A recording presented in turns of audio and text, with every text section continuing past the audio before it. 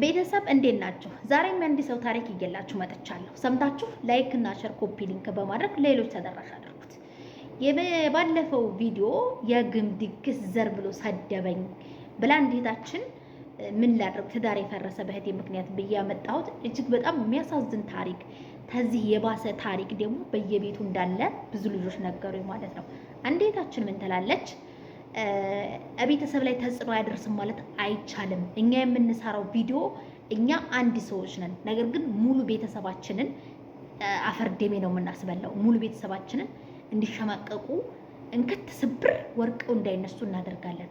እኔ ከዛሬ 4 ዓመት በፊት የሰራሁት ስህተት ዛሬ ላይ ማንም ሰው ጋር አያገናኘኝም። አባቴ ልጅ ሙታለች እና አላቅሱኝ ብሎ አገርና እድርተኛን ሰብስቦ አስለቅሷል።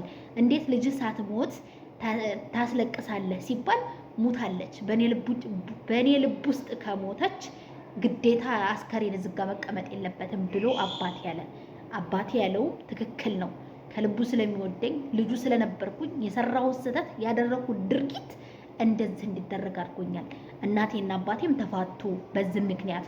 እናቴም ሳትሞት ልጅ እንዴት ታስለቅሳለህ በማለት በዚህ ምክንያት ተፋቱ። ስለዚህ እኛ የምንሰራው ስራ አይደለም ይሄ ትዳር ማፍረስ ይቀርና የቤተሰቦቻችንን ልብ ዳግም እንደ ሰው እኩል እንዳያደርጉ እናደርጋቸዋለን። እባካችሁ እህቶቼ ከዚህ ድርጊት ተጠንቀቁ። የማይሆን ቪዲዮ እየሰራችሁ አትልቀቁ።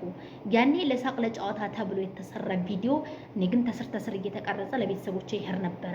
በዛን ሰዓት ምንም መስሎ አይታየ ነበረ። አይዞሽ በርቺ፣ ጀግና ጎበዝ የሚለኝ ሰው ነበር። ዛሬ ግን ማንም ሰው አጠገቤ የለም። ከቪዲዮ ምርቅ ያለው ኮሜንት እንጂ ማነበው ቪዲዮ የሚባለው ራሱ ከፍቼ ራሴን ራሱ በራሴ አላየውም። መስታወትም ላይ ቁሜ ራሴን ታየሁት ረጅም ዓመታት ሆኖኛል ትላለች። ስለዚህ ስንጋባም ቢሆን አሁን ባሎች ለምን እንደዚህ ብሎ ተሳደበ? እህቷ አይደለች እንዴ? እሷን ያገባው እህቷን ለምን ሰደበ ነው የተባለ የባለፈው ቪዲዮ ማለት ነው። አትሞኙ።